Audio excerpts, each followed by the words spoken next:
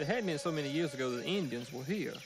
And knowing that they walked where I walked and picked up the same stones that I pick up, that type thing fascinates me.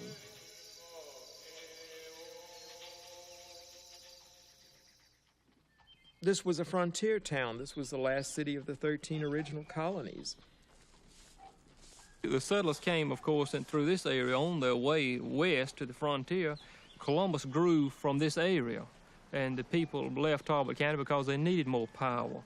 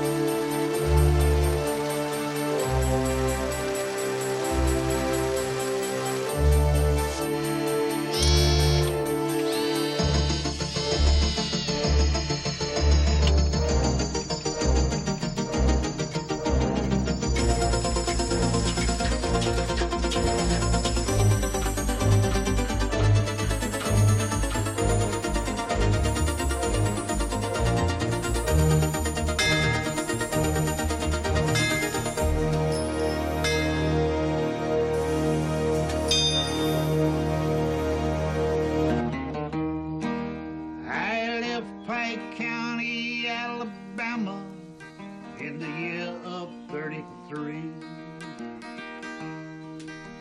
Wound up in Columbus, Georgia, as broke as I could be. I walked the streets of Columbus till I wore out a pair of shoes. That's when I first got them old cotton mill blues. The boss down at the cotton mill says, boy, we could use you. $28 every 2 weeks you'll have you. I said I would take it, and that was my bad news. Ain't nobody ever beat them old cotton mill blues.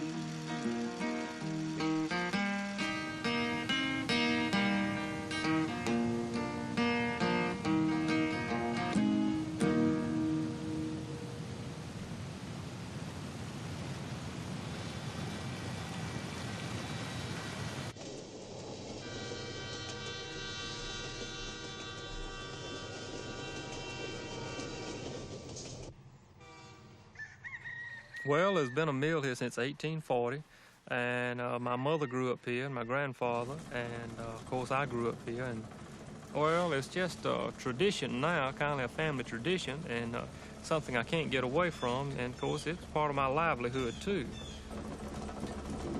You grind wheat to make flour, whole wheat flour, and meal, either white or yellow, makes cornmeal or grits. I know I could do some other things that would be a lot more money involved, but this is something I just enjoy doing and don't want to ever give up. Columbus, Georgia is kind of a little hub for a particular type of barbecue. And most of the people around here cook over the green wood rather than letting it burn down to the coals. And so consequently you get a lot of flavor from the sap that comes out of the wood. And we try to use primarily blackjack oak, which is the absolute best as far as I'm concerned. You hear people say hickory, hickory, hickory, but really and truly the blackjack has the sweetest smoke and the best flavor. We try to get a blackness on the outside. People around here want outside meat. They'll come in and ask for the crunchy outside. You'll find a brown sauce, and you can find anything in the world in it, anything from orange juice to Worcester to hot sauce. I even know one barbecue restaurant puts prune juice in it. But it's a brown sauce that's kind of a medium hot sauce and just tart enough. And then there's a hot yellow sauce, and it's a particularly delicious sauce to me. It's primarily a mustard base. Barbecue is not a science either, it's an art. You got to be able to feel it. If you can't feel it, you shouldn't be in the business.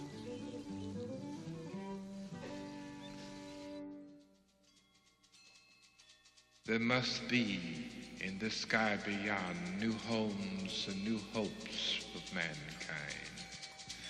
We have come to say, and we have come to gather, that our hearts are with our efforts, and we want to improve all things that's good. From the bad we want to discard from our soul, and we must have good thoughts on this day.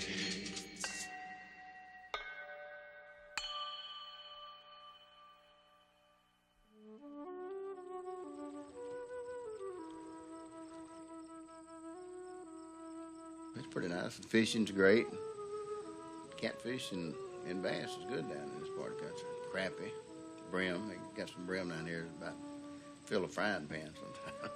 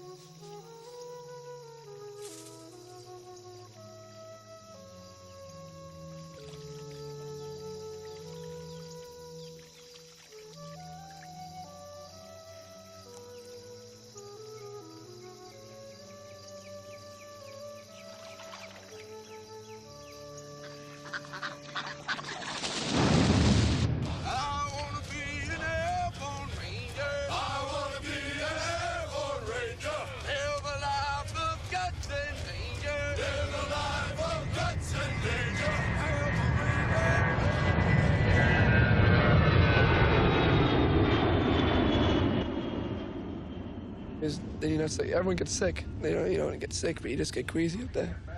It's dark, just the red light, just the red light, and everyone's staring at each other, Always these big wide eyes. And then they open the door, or they have you stand up, and they open the door, and it's just white wind. Then first thing goes is push everybody out. The best part is when they push you out.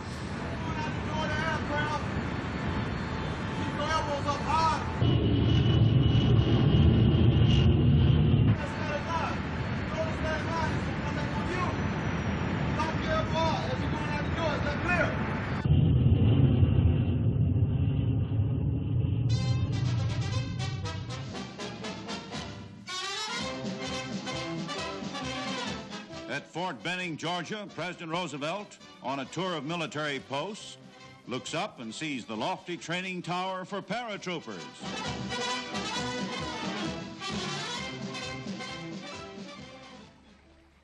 George Foster Peabody wrote to Mr. Roosevelt and told him about the healing waters of Warm Springs.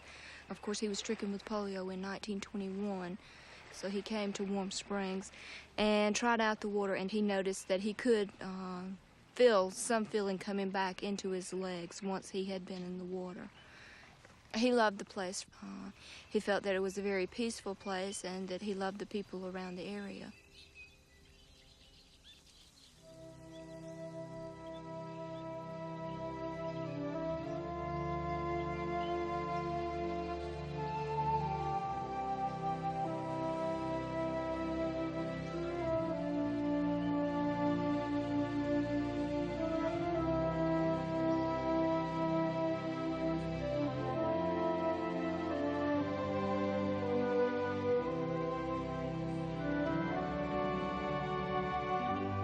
When you're born on a place and you live there all your life, it becomes part of you, and you just can't leave it. People are friendlier than they are in a large city, and as far as people are concerned, there's no none of this hustle and bustle that you find in Atlanta or Fort Worth or Dallas or someplace like that. It's just a happy medium, you know, here right here below the fall line. This is home to me. This is home to me, and I like it.